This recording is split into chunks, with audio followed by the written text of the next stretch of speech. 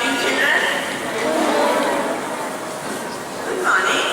Good morning, ma'am. Can I see a big smile on your face? Or are you so cold that the face is frozen?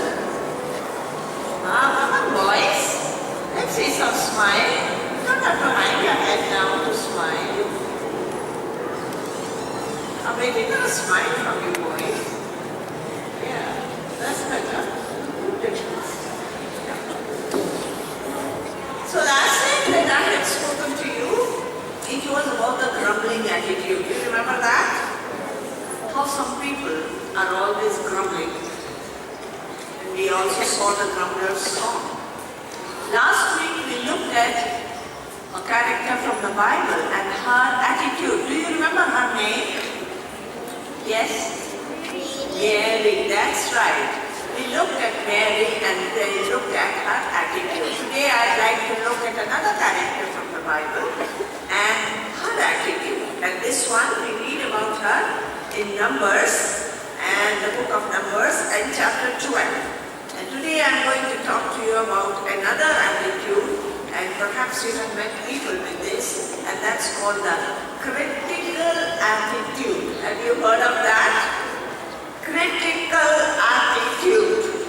That means I am critical of all that I see. Right from the morning, critical of the way the breakfast was made, critical of the way my clothes were ironed, critical of the way the bus driver drove. Now that's different from grumpy. Grumpy is nothing pleases me. But critical is I find fault and I think I can do it better. Yes, someone comes to me with a printed letter and says, how is this? And I look at it and I say, okay, this is wrong, this is wrong, this is what you have to do. Now, is it wrong to find fault? Not always. It's good to correct. That's how we become better. But to have a critical attitude means that I find fault in everything. I'm going to tell you the story of a lady. Her name was Miriam. When we first meet her, she was a little girl, maybe about 6-7 years old. And she was with her parents and her family in the land of Egypt. And there were servants there, there were slaves there, their lives were pretty tough. And the king had given a terrible order, and the order was that all the little boy babies had to be killed, so that these people did not grow in numbers. So baby boys had to be killed. Her mom had a baby boy, and she hid the baby boy. She didn't declare, she didn't tell anyone that I had a baby boy, and she kept the baby hidden. But then the baby was growing older, and she couldn't keep the baby hidden. The baby would cry louder, the baby would maybe start crawling. And so what she did was, she put the baby in a basket, and she let the basket go on the river. And then she told this little girl, her name was Miriam, and said, keep a watch, keep an eye on the basket. And we are told that Miriam watched over her baby brother, and she kept on looking at the basket from far off so that the baby didn't drown. The basket was found by the princess of the land, and she went running to the princess and said, would you like the baby, a maid, to feed the baby, to care for the baby. And in this way she got her mother to become the caretaker for that little baby. What an intelligent little girl. Later on we read that after a period of about 80 years, she was reconciled with this baby brother. Now this baby brother was a big man, and he had become the leader of the people of Israel. And he had done some mighty miracles, amazing things, and he was a great man. And she, being the sister of this great man, was also much respected. And then they read that Moses, he brought the people he said, I'll take you to this land, great land, and you will have your own independence, you will have your own freedom. And Miriam was naturally, being the sister of this great man, she was also a very respected lady. But something happened. This lady started thinking, I know better. I know better than my brother. My brother is younger to me. I know more. And so she became very critical. And we read here in Numbers chapter 12, it says, Miriam and her brother Aaron, they began to talk against Moses. And they became very critical of Moses. And why were they critical? They said, because he had married an Ethiopian wife. He had married a woman whom they did not approve. And so they started saying, we don't want to listen to him. Has the Lord spoken only through Moses? He has spoken through us also. Who does he think he is? He is the only leader? We can also do it. God says Moses was a very humble man. And God became very angry.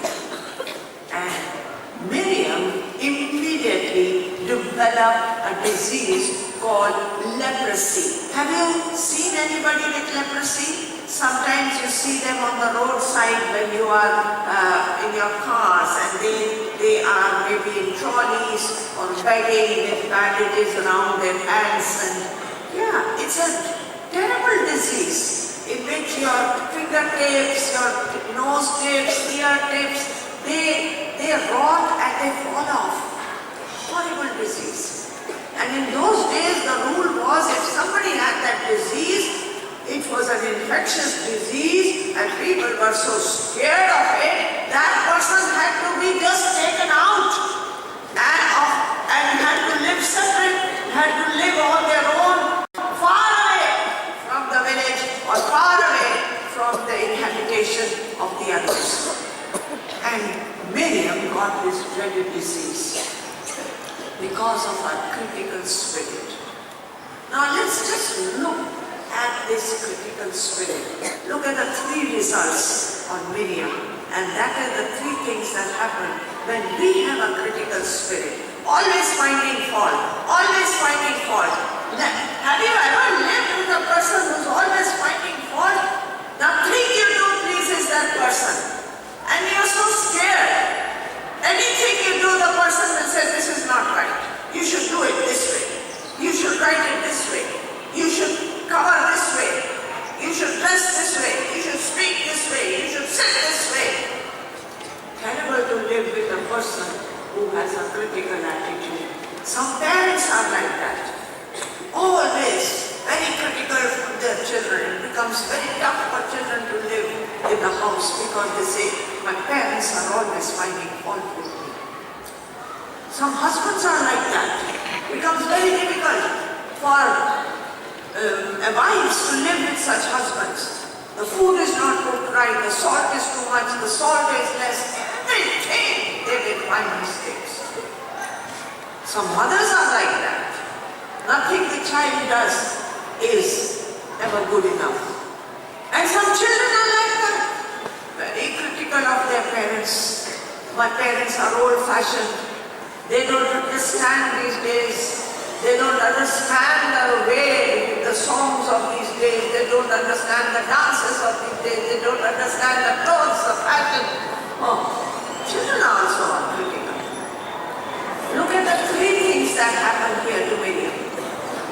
Number one, it says here she got this disease because God said it is a sin. Have you thought of it? A critical attitude is a sin. The second thing that we read about her is that she was thrown out. She had to move away. Everybody said, we don't want her near us. She has to go away. A little tent was made for her outside the camp. She had to be thrown out. Critical attitude is a social leprosy. if you have a critical attitude, nobody wants to be near you. They don't want to sit with you because they say this child will always be criticizing and criticizing. The third thing that happened to her, we see here, the people in verse 14, yes. The people said, the Lord said to Moses, because Moses cried out to the Lord and said, "Oh God, please heal her." And the Lord replied to Moses, "If her father had spit in her face, would she not have been in disgrace for 7 days? Confined her outside the camp for 7 days. After that, you can bring her back." So Miriam was confined outside the camp for 7 days, and the people could not move, did not move till she was brought back. The whole progress of the whole company was hampered. So when we have a critical spirit, we hamper our whole group, whether it is your class, whether it is your family, whether it is your school, whether it's your country. A critical spirit will hamper progress. These are the three things that happen when we have a critical spirit. What's the reason? Why do some people have critical spirit? Okay, many critical people have it because they were raised by parents. As I said, we get our attitudes from our families and our parents. So many of us are critical because our parents were critical. Many of us are critical because we have unique abilities and we can't understand how is it the other person can't do it. We don't realize our skill is unique. I can understand maths very fast. I can understand how 2 plus 3 can make 5. But that other person can't. And I get critical. So simple. Why can't he understand that? I get proud. I can do it. Everybody should be able to do it. So pride brings a critical spirit. Then sometimes, unresolved anger and hurt within us bring about this. A lot of our wrong attitude is because of anger inside. A lot of our wrong attitudes are because of hurt inside. And so many times, this critical spirit is an attempt to hide our own faults. We want to hide our own fault, so we find fault with others. Okay. So is there a cure? Let's look at some of the cures. First is, of course, you have to understand I have a critical spirit. Yes. So then, once you have found that, yes, I have a critical spirit, go before God and say, Lord, I have a critical spirit. I want to get rid of it. Nobody likes me. Is it that nobody likes you in class? Search in your heart. Is it because you are critical? Always finding fault. Then acknowledge it before God and say, Lord, please forgive me. I have got a critical spirit. Number 2, start looking at for good qualities in others. Yes? Look at others and find something good in them. Okay? And then next is, you remember God had mercy on you. And you have mercy on them. Nobody likes to be with critical people. Remember that. I remember once I had the opportunity to teach a young lady who was from Mongolia. Now that was way back in 95. Mongolia was a closed country. Nobody had ever been able to go inside that. In 1990, that country opened. So, people started going to Mongolia and people of Mongolia started coming out. And there was this young lady who had come to Singapore and I was given the job of looking after her for 3 weeks as she was undergoing training. Her English was very, very poor and she was very sad and she could not understand what the lecturers were saying. She could not do her assignments, she couldn't write. And I helped her. I was kind with her. I used to sit with her, explain of the day what had happened. And so she and I became friends. When she went back to Mongolia, she wrote me a letter. Very nice letter in which she said thank you to me. And then I did something. I said, Alta, her name was Alta, I would like to continue teaching you. So if you will permit, I will mark down the mistakes you have made in your letter and you can correct it. And so I took a copy of her letter and I put in red where she had written wrong, and I sent that letter back with my answer. She never wrote back to me again. She never wrote back to me again. Nobody likes to be criticized. Yeah? It's better to affirm, it's better to give praise rather than give negative inputs. Critical spirit. I read a very sweet poem which I am going to read out to you. But before that, a word from our Lord Jesus Christ. And this is what he said. And this is in Matthew and chapter 5 and verse 7 from the Sermon on the Mount. And this is what the Lord said about the critical spirit. Listen carefully. Verse 7.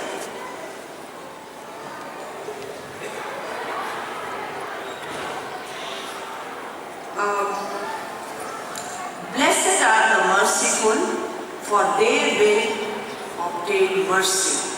But before that it is, chapter 7 and verse 1. It says, judge not, do not judge, or you too will be judged. For in the same way you judge others, you will be judged. And with the measure you use, it will be measured to you. When we are critical, we are judging others. And Jesus said, don't judge. The poem I'm going to read to you is called The Smile Virus. February, you know, is virus time. Usually by this time in February we have taken our coats off, but it's still cold, so please keep your coats, wear your coats. Okay, I know it's written it's not compulsory in February, so though it's not compulsory and we will not give you any big cards for it, but I still advise you wear your coats because suddenly it gets cold, suddenly it gets hot, and February is the virus month. You have cold virus, flu virus, you have measles virus, you have chickenpox virus, all the viruses. But let me talk to you about the smile virus. Yeah? Smiling is infectious. You catch it like the flu. When someone smiled at me today, I started smiling too. I passed around the corner and someone saw my grin. When he smiled, I realized I passed it on to him. I thought about that smile. Then I realized its worth. I thought about that smile. Then I realized its worth. A single smile, just like mine, could travel around the earth. So if you feel a smile begin, don't leave it undetected. Let's start an epidemic quick and get the world infected with the smile virus. So smile. If for nothing else, remember it, God loves you. Have a good day.